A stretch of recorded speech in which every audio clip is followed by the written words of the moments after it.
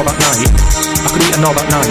Eat a knob at night. It is hard eating a knob.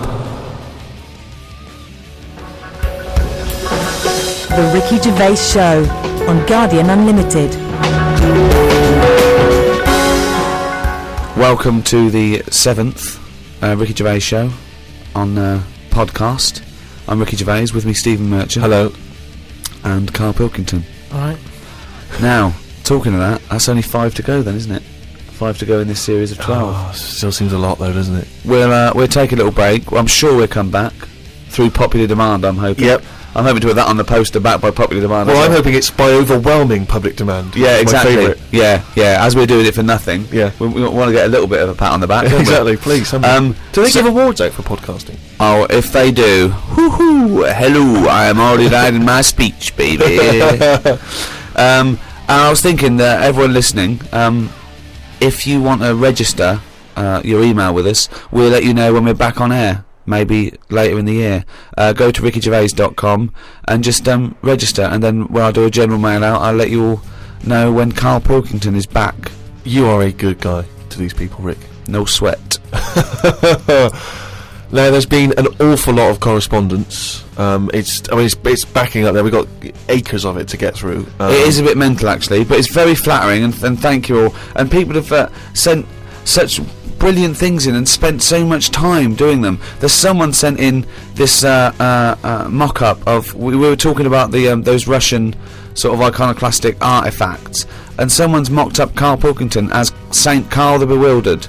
It's brilliant. It's so good. Can we put those on the web? Yeah, I think let's put that up on rickygervais.com, and that's from Joe Murray in Philadelphia. We've also got one which is a little work of art from Ed Ferrari, and it's the three of us in a studio, and it's just great. It's a very flattering picture of you there, Rick. You look about 14. I know, I've come out very well in this. Carl, he's got a head like a fucking orange. Look at that. Yeah. And you, well, I don't know what you are. Your head is about 2 foot long, and in real life it's only 18 inches long, isn't it? So he's exaggerated yours a little bit, but it's a lovely drawing. We'll put that up on the web as well. Just everyone go to rickygervais.com. Everyone register, please, and we'll email you. And everyone keep sending stuff in. So thank you very much. Carl, Joe from Bradford asks, what body parts can you live without? He wants to know. He's obviously having sleepless nights thinking about this. What, so... with a brain? So the bits that I've got now, if I had to get rid of one of them, what wouldn't I miss? Yes. See, I did a bit of an experiment on this, right? Brilliant. It's my job at home to wash up, right? Suzanne does. She gives you all the really big responsible ones. Yeah. She sort of like pays the bills and wires the house, and you go, what can I do? And you can go, well, you can go and play with the worms in the garden. Yeah. So anyway, so it's my job to wash up and that, right? And I thought to sort of make it interesting and stuff. I thought, I wonder if I can do it, right? If I didn't have any thumbs. And so what did you do? So I just sort of sliced off your thumbs. I just sort of held them in. And it's amazing how, like, it took me ages just having that one thing gone. Well, it's part of our evolution, the opposable thumb. Basically, that's when we soared. These are milestones in human evolution. The opposable thumb, the forward-facing eyes, the upright. These are massive things in taking us out of the animal kingdom. And one day, Carl, you'll walk upright. But what do you mean about eyes facing forward? You mean before we got here, there was people whose eyes were looking in their head? I don't understand. Is that what you mean? No, because when we got sort of binocular vision, where we could, because we were predators have a forward face. I'm going way back. I'm not just saying. I'm not saying chimps had eyes on the side of their head, but I'm saying big, major milestones in any evolution. Mm. I lost you at evolution. Yeah. So when you were doing this experiment, washing up, you say that you found it difficult. It took you ages. So you didn't just give up once you realised how essential thumbs were. No, you actually washed up everything. I just think of Suzanne walking in and Carl's there, just covered in water and very liquid suds, standing on a pile of broken crockery. Yeah, plunging his face into the sink every 30 seconds and just swishing his head around. But we talked about the washing up thing before, haven't we, when I was stood there washing up, and I sort of look out of a window, so the sink's in front of the window. Yeah. And that's why I quite like washing up, because I can just look out onto the street, see people going past. There's like a local homeless fella called Franco. You know, I look out, that he's all right and everything. Sure. But I was looking across the way, right, and there's some there's some Chinese people who live in a flat, right, really small flat, and they're up till all hours. I don't know what they're doing, but they decide to back up at about 3:30 in the morning. And that they're always really noisy and that. But above them, there was some woman, right, who the sort of bedroom is on par to our kitchen, right. Yeah. So I'm sort of washing up. Yeah. And I sort of look across and see this woman with like, you know, no pants on and that, no bra on that. Naked. Yeah, just. That's the word you're looking for. Yeah, she's just wandering about, you know, on that. So I was like, oh, what's going on there? So I carried on washing up and that, right? And kept looking, and then I was looking and she looked at me. Right, so we made eye contact. Sure. So I was like, oh god, right. So what I thought the best thing to do was sort of drop me pants a little bit. just a little bit, just like, you know, I had boxer shorts on and that. I thought if I just show a little bit of sort of arse cheek, then it's kind of like, right, we quits. Right? I don't understand the thinking. So Suzanne's watching the telly, right? I think she was watching Sex and the City or something. Yeah. She sort of turns around to see how I'm getting on with the washing up, right? She sees me with like my pants sort of down a little bit with my arse out. She said, "What are you doing?" I said, "Don't look now." I said, "But there's a woman over the road, right, with no pants on and that." She caught me looking. I'm just giving her a bit back. I love the fact that he explains the rules, and Suzanne's meant to go, Okay, that makes sense. But I don't. So hang on. So you showed a bit of your arse. You turned presumably to show the arse, or why did the arse out the woman? I had to lift it up a little bit on the sort of on the draining board. What? Hang on though. What did she do? Did you register her reaction when she saw a bit of your arse? What happened? When she saw my arse, yeah. Well, then I wasn't looking because I thought, in a way, I don't want it to look like, well, I've seen a bit of your stuff, here's a bit of mine. I just thought, at the end of the day, I caught a glance of you. It's only fair. You've had a bit back. You know, I'm not making a big deal out of it. I genuinely think James Stewart missed a trick here in Rear Window. Yeah.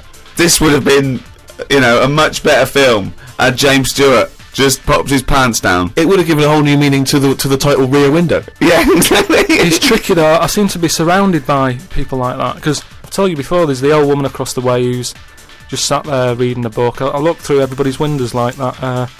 Remember that film, that Sliver, isn't it? Okay, right. When they've got video cameras. Yeah. I'm just looking onto everybody's world and just seeing what people are getting up to. Nothing wrong with that. Brilliant. That's why I like washing up. The Ricky Gervais Show on Guardian Unlimited. Chris has emailed a mantra for Carl. We were talking about famous mantras and sayings and things. Yeah. Never has a mank said so much to so many that means so little. Brilliant. So you can have that on your headstone. Rupert. Your little round headstone. Rupert's in the Isle of Man. He says, I don't know if you knew this, Carl, but apparently octopus's testicles are located in their heads. Yeah. But then, to me, that isn't that amazing, because at the end of the day, an octopus, really, all it is an head. So everything it's got has to be in the head. It has to be in the head. It'd look daft if they dangled down below. Right? So all it is, I mean, there's a lot of facts. It'd look daft if they dangled down below. I'm wondering again. That's almost. I don't think you should start sending them in, but that could almost be the B-side to B-side to Knob at Night. I could eat a knob at night. James Round says, Carl, if you could be anyone in the world, who would it be?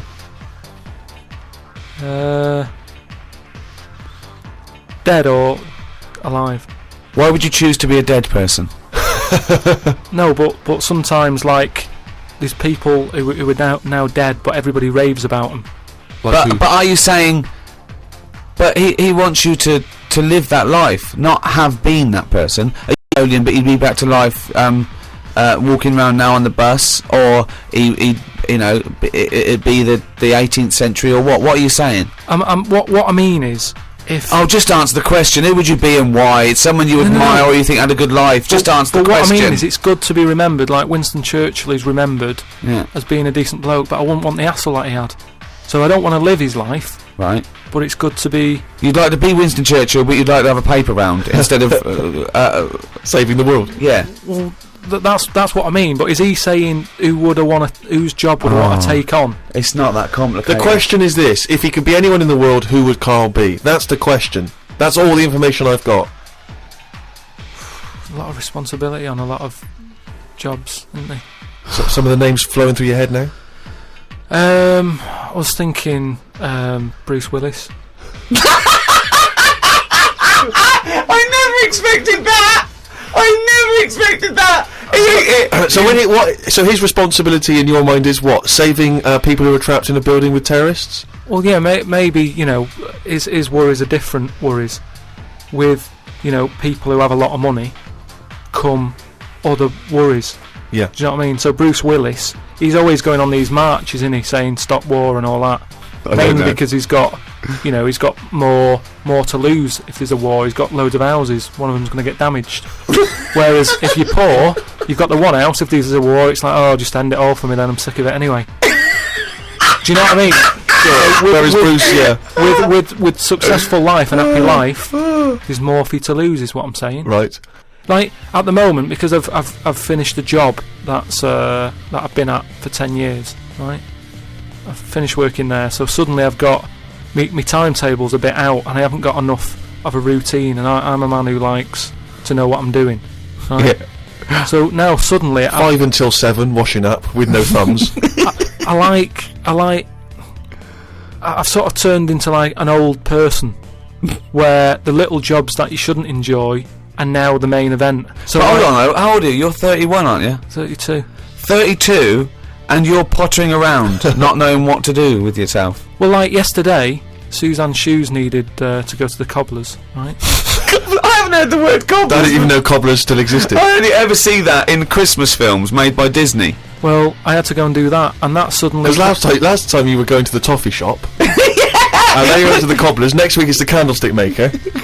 But all I mean is, that suddenly is a nice little day out. I'm sort of putting my coat on, going, right, I'll go and see the cobbler now, and go and have a chat. Tell me about the cobbler. You didn't come back with 3 magic beans, did you? No, the cobbler's alright. He's doing, he's fixing cobbling. Shoes and that. He's cobbling all day.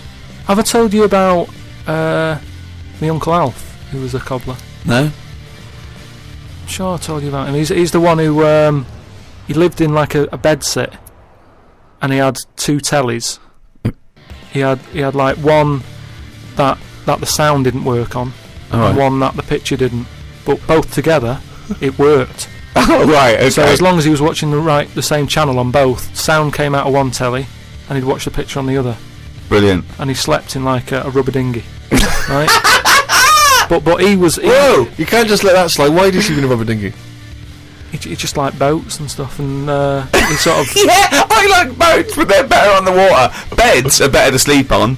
Boats are better to sail on. Well, he just had it in there. It's a bed set. It was really tight space. Boat set. He's got this. He moved into a dinghy set. He's got this dinghy, so he's thinking, well, rather than it get in the way, I might as well use it. Yeah. Right?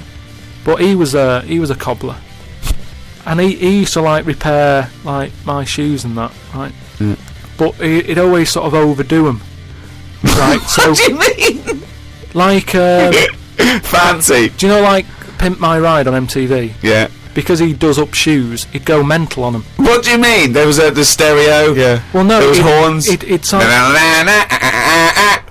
Here comes faster stripes down the side. Here comes Mr. Pilkington. He's got the fastest shoes in the land. No, it just makes shoes that would last forever. So instead of putting like one sole on, he'd put about 5 on. So it looked like one of them built-up shoes that you never see. He'd just put loads of stuff on. They'd last forever, but they did. But they look like orthopedic shoes. Yeah. It just like suddenly I was like 6'7" whenever he'd sort of sorted my shoes out. But he's a cobbler, and it's work that's always there for you, isn't it? I suppose so. So you went out with to take Suzanne's shoes to the cobbler. Yeah, so that's it. Yeah, so I just took him to the cobblers and that was like a nice little job for the day. I got a leaflet through the door saying, if you want to walk a dog, You know, the rates are good. I don't know what they pay and that, but I got a little letter in my little letterbox saying, you know, if you're free in the day, What, they pay you to walk a dog? They pay you to walk a dog and that. And I thought, if I do that and get a paper round, 2 in 1. Sorry, you just went from a job, right, where you were the head of production at a radio station, dare I say it, on...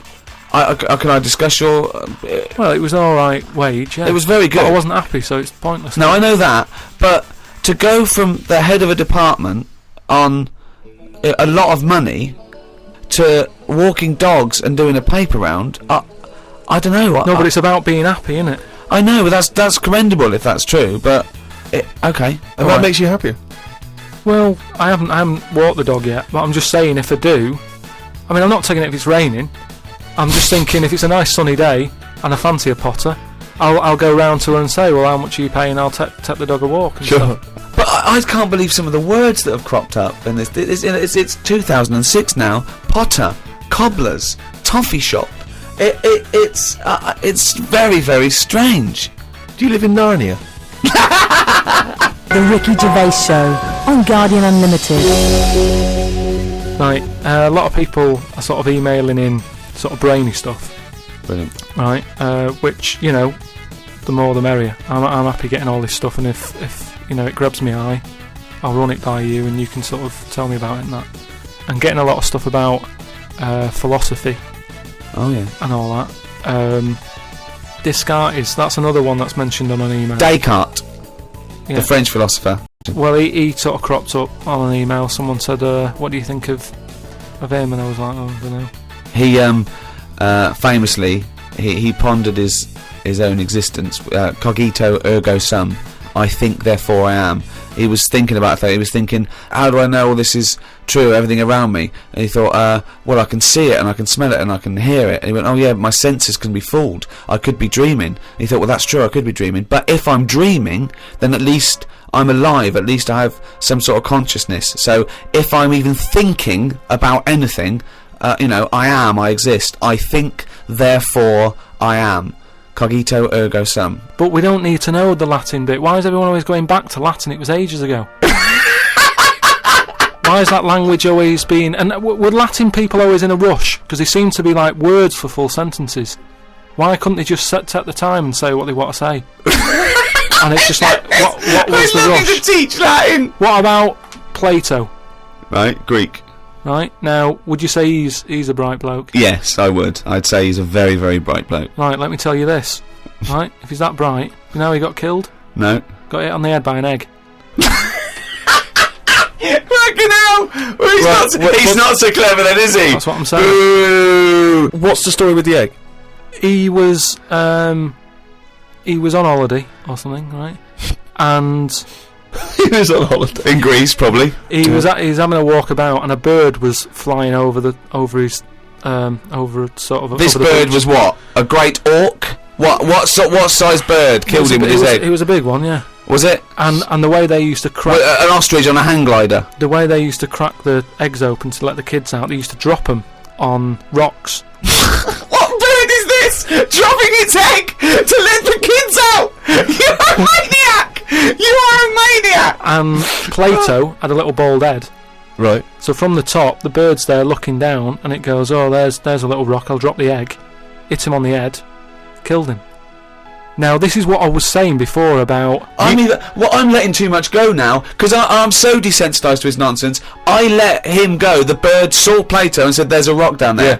Well, if these birds are killing people with bald heads, you've got to be terrified. So, but listen, this is what I'm saying though, right? Before about knowledge and that, how knowledge is hassle, or success is hassle. I think that was Newton.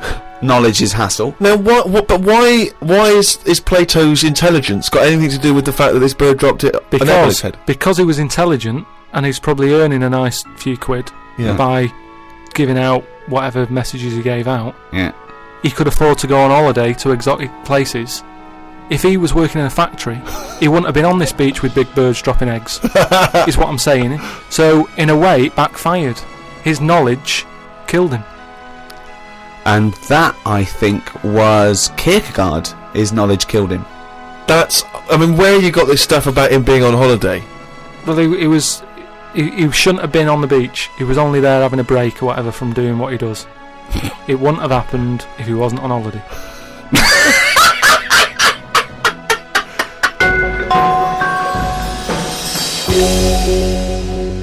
Again, I can't remember which show this was that we were discussing this, but